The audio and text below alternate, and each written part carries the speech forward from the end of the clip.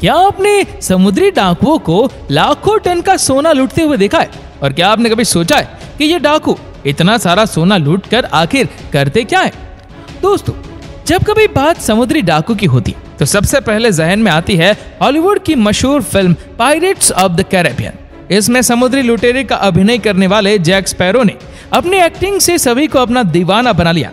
मगर क्या आपने कभी सोचा है कि तब क्या होगा जब आपका सामना ऐसे असली समुद्री लुटेरों से हो जिनका जहाज को लूटने का अंदाज इन फिल्मी कैरेक्टर्स से भी खौफनाक और खूंखार हो, जो अपनी भयानक लूट और तबाही के कारण समुद्र की दुनिया के यमराज कहे जाते हैं। जी हाँ दोस्तों, हम बात कर रहे हैं सोमालियन पायरेट्स की, और आज हम जानेंगे कि आखिर कैसे बन गए ये दुनिया के सबसे डेंजरस डकैत, कैसे देते हैं ये अपने काम को अंजाम, और कौन सप्लाई करता है इन्हें खतरनाक हथियार। जानेंगे सभी सवालों के जवाब आज हमारी इस वीडियो में। दोस्तों, इंटरनेशनल मैरीटाइम के अनुसार हर साल $16 बिलियन का नुकसान केवल समुद्री डकैतों की वजह से होता है। अब आप कहेंगे क्या आज के जमाने में भी समुद्री डाकू होते हैं? क्योंकि ऐसी कहानियां तो आज से सैकड़ों सालों पहले सुनाई जाती थी, पर सच तो यह है कि आज के जमाने में भी समुद्री डाकू होते हैं, और वो भी काफी एडवांस और लेटेस्ट टेक्नोलॉजी से लेस। अब तो ये डाकू इतने बोल्ड हो चुके हैं कि ये नेवी के जहाजों और हेलीकॉप्टर्स को भी निशाना बनाने से नहीं चूकते, जिसके एग्जाम्पल 2021 में देखने को मिला जब तुर्की के शिप MV मोजार्ट को उत्तर पश्चिमी समुद्री लुटेरों ने हाईजैक कर दिया। इसके बाद हाईजैकर्स ने इंजीनियर फरमान इस्माइलियो की हत्या कर दी और दूसरे क्रू मेंबर को भी बंदी बना लिया। फिर उन्होंने सरकार से एक बड़ी रकम मांगी, और अपनी सारी मांगे पूरी करवाने के बाद उन्होंने बंदी बनाए गए 15 क्रू मेंबर्स को छोड़ा।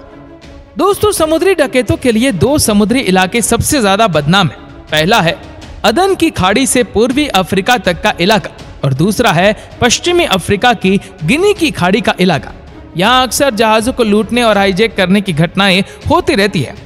इस घटना से पहले भी एक घटना हुई थी। दोस्तों, बात है साल 2009 की। मैर्स्क अल्बामा का नाम की एक अमेरिकी कंपनी का समुद्री जहाज ओमान से निकलता है।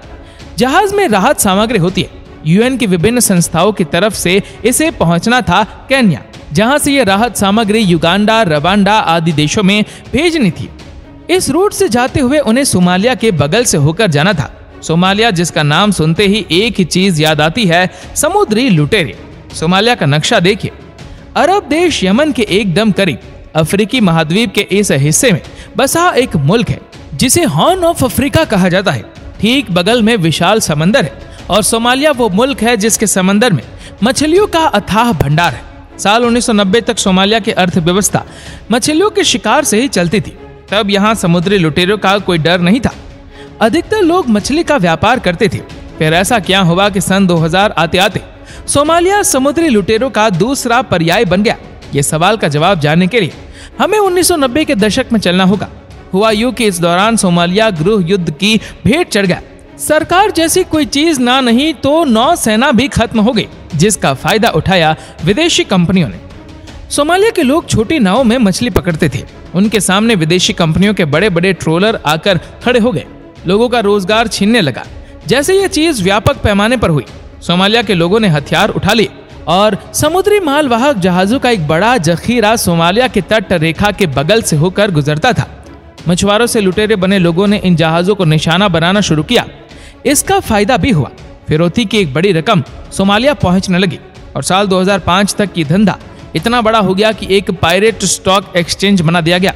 यानी लुटेरों के अभियान को फंड करने के लिए आप इनमें इन्वेस्ट कर सकते थे, और बदले में आपको लूटी हुई रकम का एक बड़ा हिस्सा मिलता। यह बिजनेस इतना बड़ा था कि इस आंकड़े से समझिए कि साल 2006 से 2013 के बीच लुटेरों को 27,000 करोड़ रुपए की रकम फिरौती के रूप में चुकाई गई। और दोस्तों, जब समुद्री लुटेरों ने 2009 में अमेरिकी जहाज पर हमला किया था, तब हमले की स्थिति में जहाज की सुरक्षा के इंतजाम ना के बराबर थे। लेकिन फिर भी अमेरिकी कंपनी अपनी चौड़ में थी। उन्होंने फिलिप्स की एक न सुनी। इस चौड़ के दो कारण थे। पहला, समुद्र की सतह और जहाज के डेक के बीच 50 फीट की ऊंचाई थी। 15 या लगभग 28 किलोमीटर प्रति घंटे की रफ्तार से चल रहे जहाज में इतनी ऊंचाई पर चढ़ना लगभग नामुमकिन सा लगता था। दूसरा, किसी अमेरिकी जहाज पर आखिरी बार 1815 में समुद्री लुटेरे का हमला हुआ था। यानी लगभग 2 सदियों में किसी ने अमेरिकी जहाज पर हाथ डालने की हिम्मत नहीं की थी। सुरक्षा की इस तैयारी का सामना जल्द ही प्रैक्टिकल असलियत से हुआ।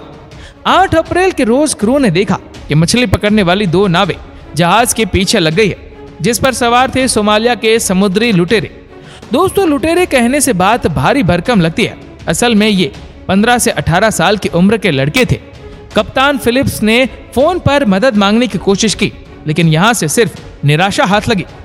इसके बाद उन्होंने यूनिवर्सल फ्रीक्वेंसी पर एक संदेश प्रसारित किया।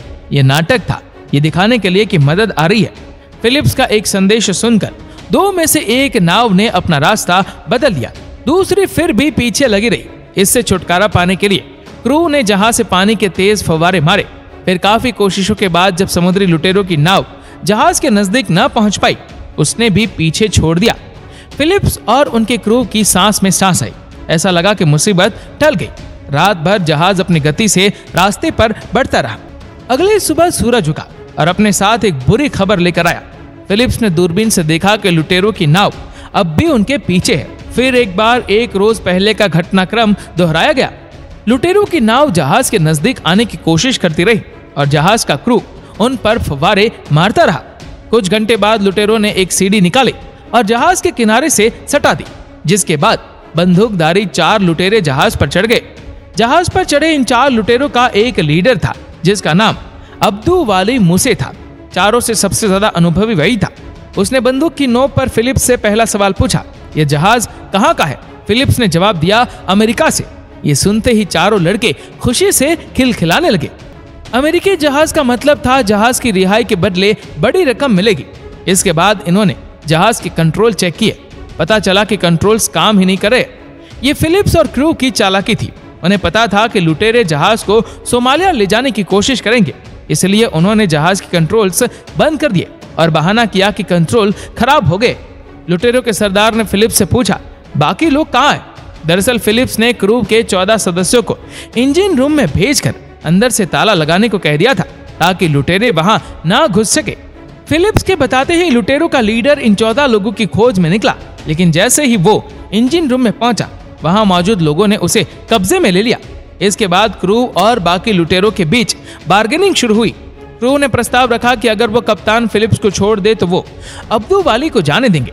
इतना ही नहीं, वो $30,000 और एक लाइफ बोट देने को राजी हो गए। सब कुछ ठीक से निपटता दिखाई दे रहा था कि तभी कप्तान फिलिप्स से एक गलती हो गई। रिहा किए जाने से पहले फिलिप्स लाइफ बोट में घुसे ताकि लुटेरों को उसे चलाने का तरीका सिखा सके, लेकिन जैसे ही वो अंदर दाखिल हुए, एक लुटेरे ने फिलिप्स की आंख में बंदूक के बट से वार किया और दरवाजा बंद कर दिया। लुटेरों ने फिलिप्स को किडनैप कर लिया था और अब वो उन्हें अपने साथ सोमालिया लेकर जा रहे थे। अब फिलिप्स को लेकर चारों समुद्री लुटेरे सोमालिया की तरफ जा रहे थे। वक्त काफी लगना था क्योंकि लाइफ बोट की स्पीड काफी कम थी और फिलिप्स का अपना जहाज उनका पीछा कर रहा था। करीब 1 दिन बाद 11 अप्रैल को अमेरिकी नेवी का एक नौसैनिक जहाज भी वहां पहुंच गया। उन्होंने लुटेरों के लीडर अब्दू वाली से बातचीत करने की कोशिश की, पर लुटेरे करोड़ों डॉलर फिरौती की मांग कर रहे थे। अमेरिकी नेवी सील्स ने उन्हें बातों में उलझाए रखा और साथ ही फिलिप्स की रिहाई का प्लान भी बनाते रहे। 11 अप्रैल की रात फिलिप्स को भागने का मौका मिला।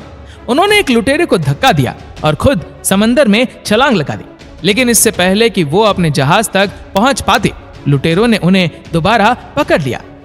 फिलिप्स की जान अब खतरे में थी। अमेरिकी नेवी सील्स के जवानों को जल्द से जल्द कदम उठाना था। लुटेरों की लाइफ बोट अब तक एक रस्सी के सहारे नौसैनिक जहाज से बांधी जा चुकी थी, जिसकी मदद से नौसैनिक जहाज धीरे धीरे लाइफ बोट के नजदीक आया और 12 अप्रैल की रात मौका पाकर स्नाइपर्स ने 3 लुटेरों को अपना निशाना बना लिया और कप्तान फिलिप्स को सकुशल रिहा कर लिया। इस ऑपरेशन में चौथे लुटेरे अब्दू वाली मूसे की जान बच गई थी। दोस्तों, सोमालिया साल 2023 से ही गृह युद्ध की मार झेल रहा है, जिसमें पिछले 20 सालों में कुल 5 लाख लोग मारे जा चुके हैं। तो दोस्तों, ये थी इतिहास की सबसे खतरनाक डकैती की कहानी। आपको ये वीडियो कैसी लगी हमें नीचे कमेंट करके जरूर बताएगा, और अगर आपको वीडियो अच्छा लगा हो तो इस वीडियो को लाइक करेगा, शेयर करेगा ज्यादा से ज्यादा लोगों तक। और ऐसे ही और भी इंटरेस्टिंग वीडियोस को यूट्यूब पर देखने के लिए नीचे कमेंट सेक्शन में लिंक दी गई है, जिसके ऊपर क्लिक करके हमारे चैनल को आप सब्सक्राइब करें और बेल आइकन दबाएं, ताकि हमारे हर लेटेस्ट वीडियो की अपडेट आपको मिलेगी सबसे पहले। धन्यवाद।